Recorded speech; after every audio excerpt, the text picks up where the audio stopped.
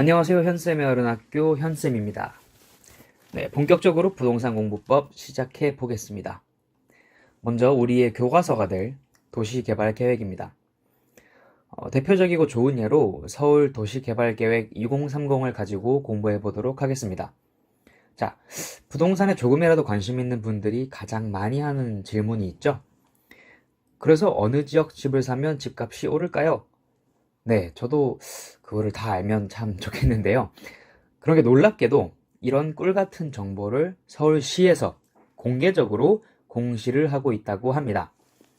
네, 서울시는 시내 23개 구의 장기 발전 계획을 서울도시 기본개발 계획이라는 이름으로 정기적으로 투명하게 발표하고 있습니다.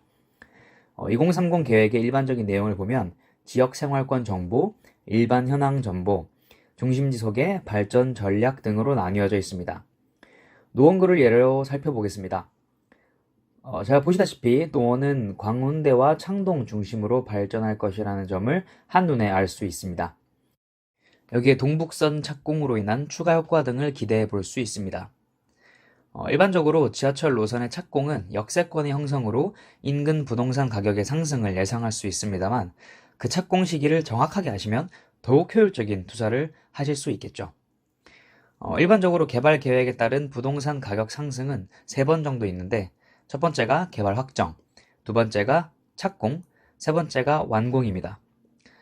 이런 계획에 대해 전혀 모르시는 분들도 눈으로 공사가 진행되고 동네가 점점 뭔가 살기 좋아지고 좋아진다라는 느낌을 받게 되면서 그 동네 부동산을 자연스럽게 사게 되고 그러면 그 지역에 대한 수요는 증가하게 되면서 부동산 가격이 자연스럽게 상승하게 됩니다.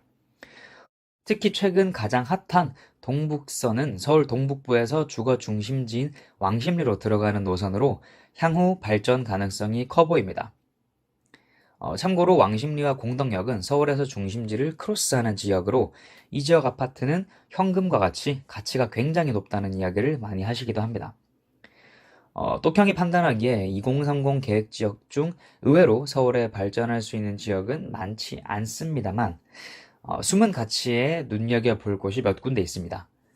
먼저 첫 번째로 서울역과 용산역 인근의 종로 등 구도심은 서울의 대표적인 도심지역으로 대부분 상업지역이라 아파트 등의 가치가 희소하고 주거지역으로는 다소 한계가 있으나 용산 미군기지 이전, 서울역 주위 도심 개발로 향후 관광벨트로의 연결이 기대되고 있는 지역입니다.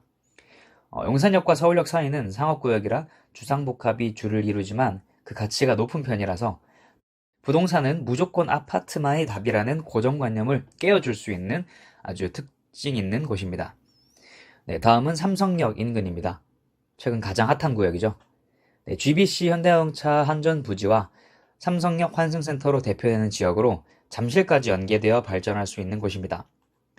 독수리 오형제로 대표되는 잠실의 속칭 L, 리, 트, 파레는 강남 송파의 대표적인 가치 아파트입니다. 그 다음은 영등포 쪽인데요. 영등포는 대표적인 낙후 지역입니다만 지적도상 준공업 지역이 대부분이라 향후 발전 가능성이 굉장히 높아 보이는 상황입니다. 아울러 서부 간선도로 지하화와 국회대로 지하화 등으로 가시적인 성과가 나타나고 있는 곳이기도 합니다. 충분히 미래를 기대할 만한 곳으로 판단이 됩니다. 네, 그리고 다음은 무섭게 떠오르고 있는 강북권입니다. 서울 2030 계획과 더불어 최근 서울시에서 발표한 발전계획 4개 지역에 보면 GBC 남부터미널과 더불어 광운대 역세권 개발, 창동 아레나 사업이 포함되어 있습니다. 이는 서울시장의 의지가 굉장히 크게 반영되었다고 이해할 수도 있지만 이것은 기본적으로 2030 계획에 근거하고 있는 개발 계획입니다.